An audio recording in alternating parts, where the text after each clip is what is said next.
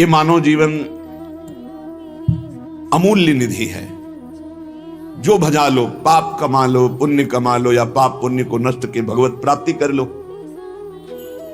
मनुष्य जीवन अमूल्य है, पर व्यर्थ बीता जा रहा है। जो नाम जप रहित समय गया, भगवत चिंतन रहित गया। हमें कितनी शीतलता और विश्वास है धन पर। ये क्या परम पद प्रदान कर देगा? ये क्या सुख प्रदान कर देगा? बैंक में रखे रखे रखे हमारे हृदय में क्या ये सुख प्रदान करेगा? कैसी मूढ़ता है, अभी प्राण निकल जाए सब गया। और राधा राधा परम धन आपके साथ जाएगा।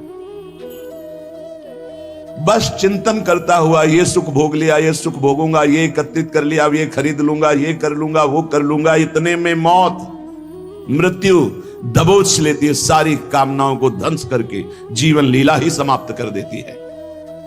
जब तक मृत्यु तुम्हें दबोच ना ले, तब तक कुछ कर सकते हो। भजन कर लो, नाम जप करते हुए अपने कर्तव्य कर्म का पालन करो। जिस धन मान परिवार विद्या यश और प्रभाव के भरोसे तुम गर्भ में प्रियालाल को भूल रहे हो। धन मान, ध्यान रखना, कई बार ये शब्द कहा अगर याद हो, भय और प्रलोभन इस मार्ग में दोनों भेजे जाते हैं। मायावी लोगों का संग होता है। धन मान परिवार विद्या यश प्रभुत्व, इसके गर्भ में आकर, इसके भरोसे में आकर जो तुम प्रभु को भूल रहे हो, अहंकार से फूल रहे हो, तुम्हारी जरा भी मदद ये न धन कर पाएंगे, न विद्या, न यश, न मान, न प्रभुत्व और न मायावी लोग। हाथ मलते रह जाओगे, कुछ हाथ नहीं लगेगा। जब प्राण निकलने का समय आता है तो जीवन में जो किया वही सामने नाचता है और वही तुम्हारे अगले जन्म का हिसाब बन जाता है। नेत्रों के सामने छा जाएगा वही दृश्य जो तुम्हारी दुर्गति होनी है। अगर भजन किए हो तो भगवान कहते अंतिम समय मैं उसकी स्मृति बनता हूं। यही तो भरोसा आनंद दे रहा है कि हमसे चूक हुई तो आपसे चूक नहीं होगी, आप हमारी स्मृति बन जाओगे। हाय, इतना सुंदर अवसर और इतनी मलिन आश्रय वृत्ति, धन विद्या रूप महत्व कुल परिवार व्यवहार, ये तुम्हारे किसी काम में नहीं आएंगे। अभी बात मान लो, किसी काम में नहीं आएंगे। ना तुम्हारी कभी सहायता कर पाएंगे और ना ये तुम्हें सुख प्रदान कर सकते हैं जिनका तुम भरोसा लिए हो। पद का, धन का, प्रतिष्ठा का, व्यवहार का, परिवार का, पक्का ये उस समय समझोगे जिस समय तुम समझ पाकर कुछ कर नहीं सकते। मन पछतई है अवसर बीते। दुर्लभ देह पाए हरिपद भज, करम वचन अरु जीते। भगवत कृपा मूर्तिमान मनुष्य शरीर प्राप्त होना। आंख ठीक है, कान ठीक है, नाक ठीक है, जुबान ठीक है, सब स्वस्थ हो, बड़ी कृपा भगवान की। अब हमको भगवान की कृपा से सत्संग भी मिल गया। अब हमको पता भी है कि सत्य वस्तु क्या है, असत्य क्या है। वैसे सत्य वस्तु वो क्या है और असत्य क्या है तो गांव गली में भी लोग जानते हैं। जब किसी का शरीर छूटता है ना, माथे पे या कांधे पे 100 रखे होते हैं। गांव से दूर यात्रा में 2 आदमी माथे पे रखते हैं, एक आगे एक पीछे। नजदीक यात्रा में 4 आदमी कांधे पे ले लेते हैं और उस समय गान करते हैं, राम नाम सत्य है। पता है उनको सत्य क्या है, पर गीत केवल गाते हैं, चित्त में नहीं एक बार भी उनके कि हम क्या बोल रहे हैं। अंतिम जीवन लीला का अंतिम फल राम नाम सत्य है। तो जीवन भर लग जाओ हर कार्य करते हुए जबान से भगवान का नाम रटना, क्योंकि आज से तुम्हें पता चला कि जिस शरीर को ये बहुत अपना मान रहा था आज उसे फूंका जाएगा, वो नष्ट हो जाएगा। सत्य है तो भगवान का नाम, लेकिन वो केवल गाने में आता है। वो गीत केवल अंतिम समय, शरीर छूटने के समय कि चलो सत्य वस्तु का ज्ञान करा दे कि राम नाम सत्य है, भगवान नाम सत्य है। दुर्लभ देह पाए हरिपद भज, करम वचन और जीते। मन पछतई है अवसर बीते। अब पछताए का बने जब चिड़िया चुन गई खेत। काल रूपी चिड़िया जीवन रूपी खेत के श्वास रूपी दाने चुन गई, अब क्या बचा। इसलिए सावधान हो जाओ, अपने मनुष्य शरीर को संभालो। तुम्हारा मनुष्यपना इसी बात में है कि इसी जन्म में तुम ब्रह्मबोध या भगवत प्राप्ति कर लो, अनंत जन्मों के भटकन को मिटा दो, नहीं भटकते ही रहोगे, कोई रास्ता नहीं है आगे। अभी समझ में नहीं आ रहा, प्रमादवश अभी लग रहा है मैं मनुष्य हूं, जवान हूं, खूब धन है, मैं भोग लूं, लेकिन शरीर छूटते ही ये मानो दे, फिर तुम परवश हो जाओगे। पशु पक्षी नाना प्रकार की योनियों में तुम्हारी बिल्कुल स्वतंत्रता नहीं रहेगी कि तुम कोई नवीन कर्म कर लो। भगवान की जब अहेतुकी कृपा होती है तब संत मिलते हैं। जिसके जीवन में संत का प्रवेश हुआ, समझो हमारे ऊपर अहेतुकी कृपा श्री हरि की है। अब मोहि भा भरोस हनुमंता, बिनु हरि कृपा मिले नहीं संता। तो जब संत मिले तो उनकी आज्ञा पालन करो, उनके बतलाए रास्ते पर विचार करने की जरूरत नहीं है। संसार के दोस्त मित्र मायावी व्यवहारी, इनसे बात करने पर इनकी बात पर विचार करो। बिना विचारे जे करें ते पाछे पछताएं, काम बिगाड़ो आपनो जग में हो तो हंसाए। पर जब संत सदगुरु बात करें तत्काल उनकी आज्ञा के पालन में तत्पर हो जाओ। बिना ही विचार करी शुभ जानी, वहां विचार की गुंजाइश नहीं है। याद रखो, मनमानी आचरण करोगे तो जीवन असफल हो जाएगा, और संत आज्ञा में रहोगे तो जीवन सफल हो जाएगा। तुम्हारे ऊपर भगवान की अहेतुकी कृपा की वर्षा हुई। मनुष्य शरीर, संत समागम, भजन पद्धति का तुम्हें ज्ञान हो रहा है। तुम्हारे सारे पाप संताप जल जाएंगे। तुम्हारा हृदय आनंद और शांति के सुख में डूबने लगेगा। तुम भगवत प्रेम की धारा में डूबकर परमानंद को प्राप्त करोगे। परंतु याद रहे, केवल नकल की हम बात नहीं कह रहे, हम असल बात कर रहे हैं। आज लोग केवल बाहरी बातों पर ध्यान देते हैं, आंतरिक वृत्ति पर नहीं ध्यान देते। आप जितना फैलाओगे आपका चिंतन फैलता समा जाएगा। समिटे सो आशिक, फैले सो जमाना। बात मान लो, समिट जाओ। जितना समिट जाओगे उतना जीवन मुक्त होते चले जाओगे, जितना फैलते चले जाओगे उतना फंसते चले जाओगे। तुम्हें नहीं दिखाई दे रहा, तुम्हें लाभ दिखाई दे रहा है, हमें हानि दिखाई दे रही। अपने माने हुए लाभ का त्याग करके संत और गुरुजनों की मानी हुई वृत्ति पर हमें अपनी वृत्ति बैठानी है। जो लोग संतों के प्रति आकर्षित होते हैं, आकर्षण, एक माया का आकर्षण, एक स्त्री पुरुष का आकर्षण, एक खान पान का आकर्षण, एक नाना प्रकार के पद प्रतिष्ठा का आकर्षण, पर जो संतों पर आकर्षित करते हैं वो भगवान के बड़े कृपा पात्र जन होते हैं, जो संतों से आकर्षित है। जैसे संसार में किए हुए आकर्षण आसक्ति दुर्गति का कारण है, पर वही आकर्षण आसक्ति यदि संत महापुरुषों से हो जाए तो मोक्ष का खुला हुआ द्वार भगवान कपिल देव जी कहते हैं। संतों के संग से अपनी मान प्रतिष्ठा, पूजा, बाहरी संबंध, संतों के प्रभाव से आई हुई भोग सामग्री, इसके भोग करने में न लग जाए। बड़ा सूक्ष्म विषय है, इसलिए कह रहे सावधान। संत आकर्षण हुआ, बड़ी कृपा हुई भगवान की, तो संतों के पास जब भजन वो करते हैं तो मान प्रतिष्ठा मिलती है, रुपया पैसा मिलता है, भोग सामग्री मिलती। ये गुरु कृपा नहीं है, ये तो जीवन अर्पित किए हैं, तो इन किन प्रकार जैसे रखें वैसे जीवन जी रहे हैं। हमारी गुरु की आंतरिक संपत्ति पर नजर होनी चाहिए। आंतरिक संपत्ति है प्रियालाल, सतत प्रियालाल का चिंतन, बहुत मस्त जीवन हो जाएगा। अगर बाहरी बातों को आप पकड़ोगे, मान, पूजा, प्रतिष्ठा, नमस्कार, रुपया, पैसा, तो मोहग्रस्त हो जाओगे, अज्ञानग्रस्त हो जाओगे। क्या बिना भजन किए विभूतियां प्रकाशित हो जाएंगी क्या तुम्हारे अंदर, वैभव भगवान का? अरे जो संतों के बाहरी वैभव का भोग करने की चेष्टा करते हैं वो स्वयं डूबते हैं और अपने संग में दूसरों को भी डुबो देते हैं। आप गए और घालें जे को सत मार्ग प्रतिपालें। बड़ा सूक्ष्म विषय चल रहा है। उपासक को चाहिए मात्र केवल उनके उपदेश और उनकी आंतरिक संपत्ति पर नजर रखे। जीवन अर्पित है, अब जैसे आप रखो वो आपकी मर्जी। हमारा जीवन में कभी झगड़ा नहीं होगा, क्योंकि हमको जो गुरु ने संपत्ति दी वो बंटवारे वाली है ही नहीं।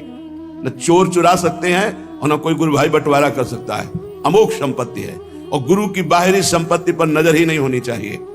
नहीं, आंतरिक दो जगह नजर नहीं कर पाओगे।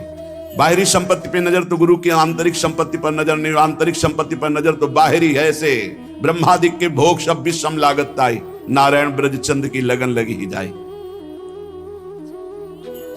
कुछ लोग तो अनेक जन्मों में भ्रमण करते हुए ध्येय की प्राप्ति के लिए हमें भगवान ने मानव जन्म दिया। हमें अपनी इंद्रियों को संयम में रख करके सत्संग, स्वाध्याय, सेवा, सुमिरन, इसमें डूबना है। इसमें श्री भगवान स्वयं कह रहे हैं सबरी जी से, प्रथम भगति संतन करी संगा, दूसरी रति मम कथा प्रसंगा। सबसे पहली भक्ति है भगवान के प्रेमी भक्तों का संग, दूसरी भक्ति उनके मुख से निकली हुई भगवत चर्चा। भगवान श्री रामचंद्र जो महाराज कह रहे हैं संतों का सेवन करो। संत शब्द नहीं कहा, संतन, बहुत से संतों, संत और संतन बहुवचन प्रयोग किया। जहां भी भगवान की चर्चा करने वाले प्रेमी भागवत जन मिले, उनकी एक एक बात गौर से सुनो, अपने जीवन में धारण को, लेकिन भगवान से युक्त। भगवान ने जाति पक्ष को नहीं कहा, कुल पक्ष को नहीं कहा, विद्या पक्ष को नहीं कहा। जाति पाति कुल कर्म धर्म बड़ाई ये सब भगवान कहते मुझे। एक बार एक कारे नाम के मुसलमान भक्त थे, उनको स्वप्न में भगवान श्री कृष्ण ने एकदम, तो सब भूल गए और बस भगवान श्री कृष्ण के आशिक हो गए। उनको भक्तजन कारे ही कहने लगे, श्याम सुंदर के नाते से कारे ही। वो बड़े महान, हर समय केवल कृष्ण कृष्ण कृष्ण और उसमें डूबे रहते हैं। एक समय भ्रमण करते हुए वो जब नीलांचल पहुंचे, जगन्नाथ जी के दर्शन के लिए बड़ा प्रेम उमड़ा। जब वहां दर्शन के लिए गए तो मंदिर में परिचय पूछा गया, क्योंकि उनकी वेशभूषा तो देखते ही संशय हो गया कि, तो पूछा तो उन्होंने सच्ची बात बता दी, मैं मुकुल में जन्मा हूं ऐसा। उनको धक्का मार के बाहर कर दिया गया। तुम जगन्नाथ जी के मेन प्रधान द्वार से ही उनको, जो सेवक जन थे उनको ऐसा मान करके द्वार से ही उनको हटा दिया गया। और वो बहुत अंदर ही अंदर लड़े, हम तो जानते भी नहीं थे आपको, आपने आकर स्वप्न में परिचय दिया, मेरे चित्त को चुराया, अपना दास बनाया और आपने उत्साह पैदा किया कि चलो मेरे दर्शन करने, तो नीलांचल दर्शन कर। फिर ऐसा क्यों धक्का दिलवा दिया, द्वार पर से हटा दिया? तो वो कवि प्रकृति के थे, एकांत में जाकर के बैठ गए और कहने लगे, यदि तू जगत का नाथ तो हमारी भी सुध लीजिए। कह रहे हे कारे, तूने करार किया, स्वप्न में आकर मेरे दिल को चुराया और बता दिया कि तू ही मेरा स्वामी है, और तू मुझे अलग मान करके धक्का दिलवा करके भगवा दिया। क्या यही प्रेम है? यदि तू जगत का मालिक है तो अब मुझसे रहा नहीं जा रहा है। आपने हमारे को अपने दरबार से भगवा दिया। यदि तू सर्वलोक महेश्वर सबका मालिक है तो फिर अब देर मत कर। भक्त हितकारी भगवान से नहीं रह गया, उन्होंने तुरंत भोग की थाल ली और समुद्र के किनारे बैठे हुए कार्य के पास गए। बहुत सुंदर जगन्नाथ जी हैं, तो प्रेम विकल रूप इनका है तो अनंत कामदेवों को मोहित करने वाले भगवान श्री कृष्ण ही, ये तो प्रेम विकल। पीछे से आवाज दे कारे, पीछे मुड़ के देवी देखा, अपने हाथ से भगवान ने भोग पवाया। यहां कह रहे कि भगवान किसी जाति पक्ष को, कुल धर्म को, ये सब नहीं देखते, केवल प्रेम धर्म को देखते हैं। इसलिए किसी भी मत का कोई भी भक्त हो, कभी किसी भक्त का अपमान किसी जाति पक्ष या किसी धर्म पक्ष को लेकर नहीं करना चाहिए। जब कोई श्री भगवान के मार्ग में चलता है तो सिर्फ श्री भगवान का होता है, ये बात मानना चाहिए। हरि का भजे जो हरि का होए, जाति पाति पूछे नहीं कोई, ये भक्ति सिद्धांत की बात है। अहो वत्स पचतो गरीयान या जिभ्यागे वर्तते नाम तुभ्यम। जब भगवान का कोई प्रसाद तुम्हें पवाने की बात करे तो कभी ये मत कहना कि अच्छा बना है। ये संतों के वचन है, बाबा रामदास जी महाराज करह के उनके ही वचन है। जब तुम्हें कोई भगवत प्रसाद दे तो कभी मत कहना कि बहुत अच्छा बना है, क्योंकि अच्छापन तो ठाकुर जी ने पाया है, हम तो प्रसाद पा रहे हैं। कैसा बहुत प्रसाद मंगलमय मृदु स्वादिष्ट, क्योंकि प्रियालाल ने पाया, अच्छा बना नहीं। नमक कम है या नमक ज्यादा है या कैसा, इस तरह का व्यवहार करने से प्रसाद में अपराध बुद्धि हो जाएगी। अच्छा बना है ये ठाकुर जी जाने, भोग लग चुका है, सिर्फ प्रसाद है और अमृत है। उसकी हम प्रशंसा क्या करें जिसको श्री ठाकुर जी ने पाया है, और उसमें हम कमी क्या निकालें जिसको श्री ठाकुर जी ने पाया है। इसलिए कभी प्रसाद तुम्हारे सामने आवे तो उसमें ये थोड़ा दाल में नमक तो कम है, प्रसाद का प्रभाव नहीं आएगा। प्रसादे सर्व दुखा नाम हानिरस्योपजायते, जैसा वैसे ही प्रसाद पावना चाहिए, और कभी अच्छी बुरी भावना नहीं करनी चाहिए, कभी पकवान अन्न फलहार की भावना नहीं। प्रसाद सिर्फ प्रसाद है। श्री स्वामी रामदास जी महाराज कह रहे हैं, स्वामी जी महाराज कह रहे, जौलों ठठरी शीश पर तो राम राम है सत्य, मानुष बैठे मसान में तो ज्ञान कथे अलबत, ज्ञान कथे अलबत रहेगा रहा न कोई। आपस में बैठते जब जाते हैं बोले राम नाम सत्य, वहां बैठते हैं भैया रो मत, यहां किसी को नहीं रहना, सबको जाना, बड़ा ज्ञान बघारते हैं। और नहाए धोए कर घर चले ऐसे ज्ञान भवगत, जौलों ठठरी शीश पर तो राम राम है सत्य। ऐसा ज्ञान किस काम का? आपस में बैठकर ज्ञान की चर्चा की, संसार में सब असत्य है, नाशवान है, रो मत, तो घर गए फिर उसी असत्य में लग गए। इसलिए हमें चाहिए कि ऐसे हम संतों का संग करके उस ज्ञान को व्यर्थ ना करें। बड़ा सूक्ष्म स्वरूप महापुरुषों ने वर्णन किया। आप इतना वर्णन करते हैं कि सब संत कृपा से ही भगवत प्राप्ति होती, ज्ञान की प्राप्ति होती है, तो प्रयत्न फिर किस बात का? बहुत सुंदर महापुरुषों के सामने जो प्रश्न किए गए, संत भाव, कृपा भाव, इसी से भगवत प्राप्ति होती है। फिर प्रयत्न की क्या जरूरत है?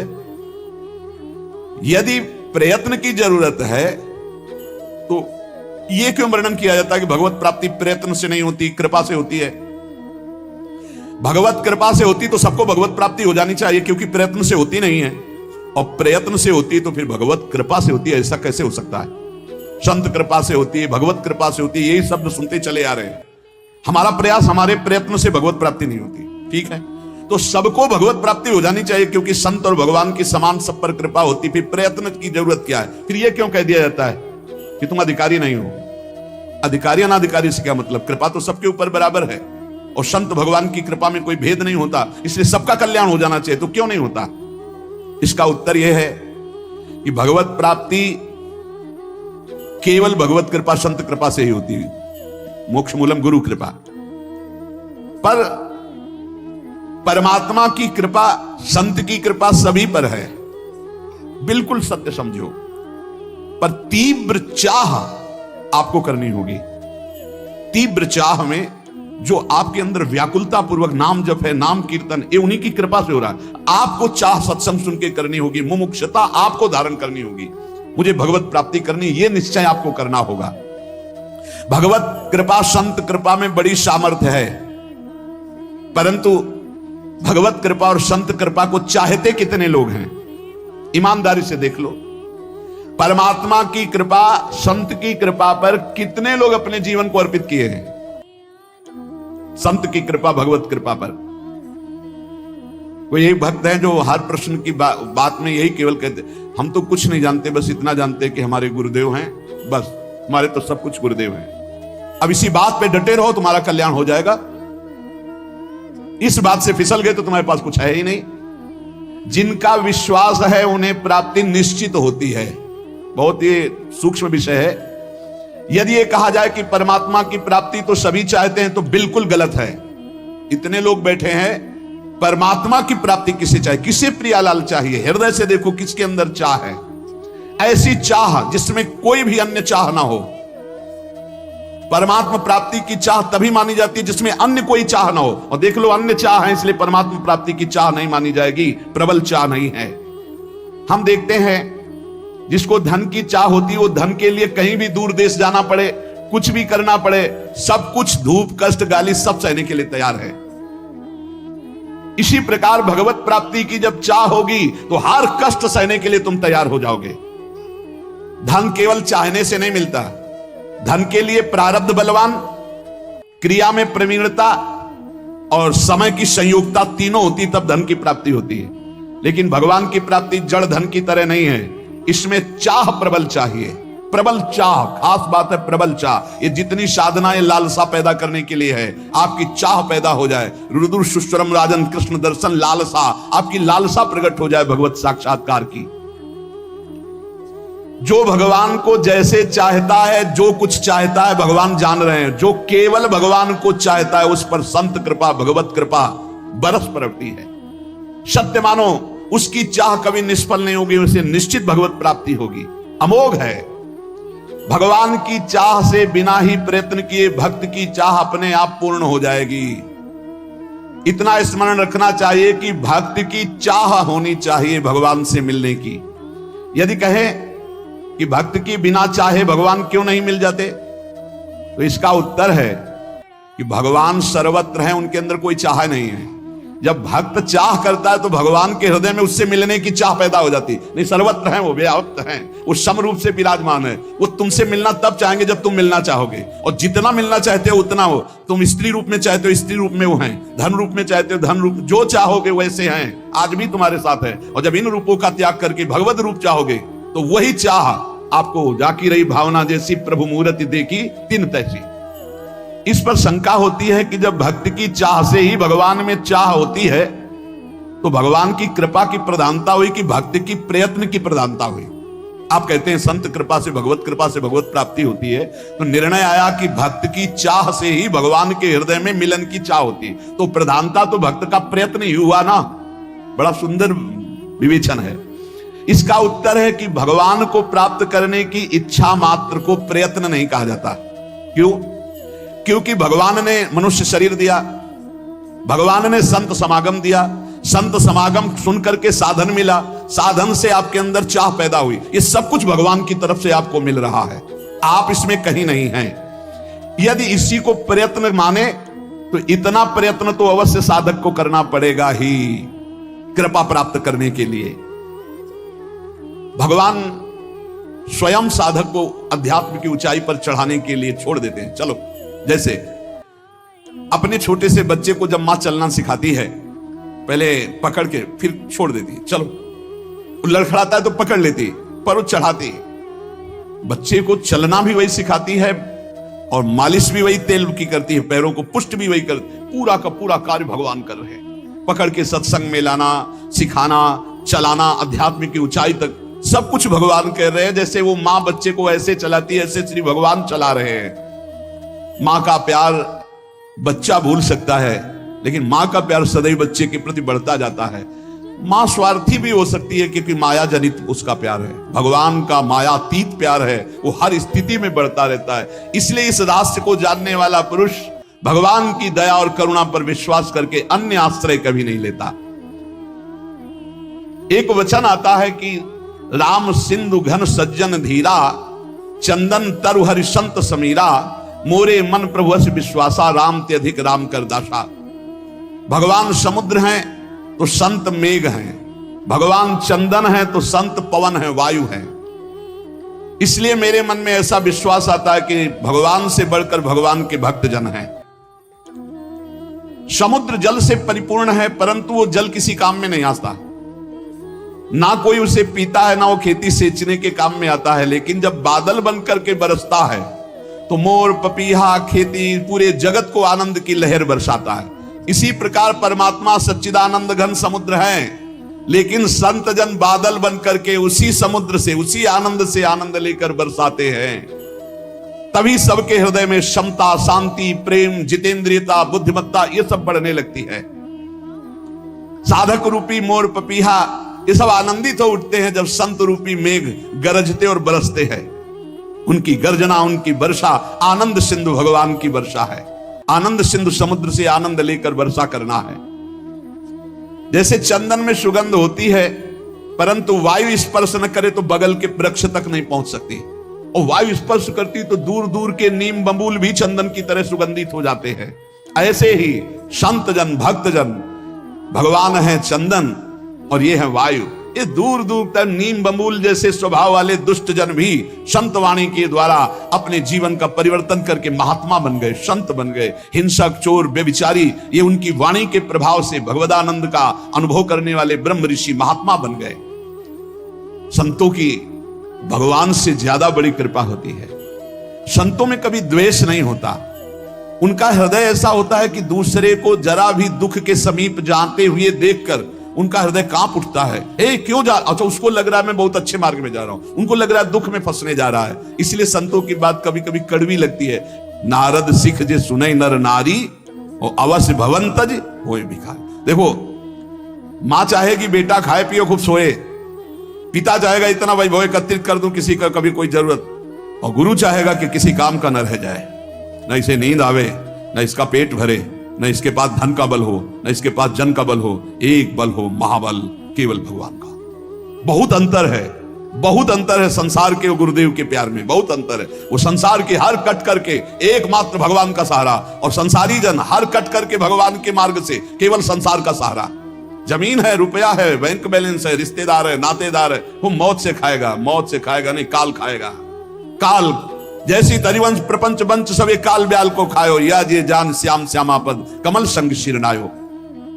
भगवान की दया में साधक में कायरता नहीं आ जाती, ध्यान रखना। अब सब भगवान की दया से हो जाएगा ऐसा नहीं, वो कायर नहीं होता, वो बहुत ही कार्य प्रवीण होता है। जो गुरुजनों ने सेवा, जो भजन, जो उसमें लगा है, पर भरोसा भगवान की कृपा का है कि भगवान की कृपा से नाम जप हो रहा है, भगवान की कृपा से वृंदावन वास हो रहा है, भगवत कृपा से संत समागम, भगवत कृपा से हमसे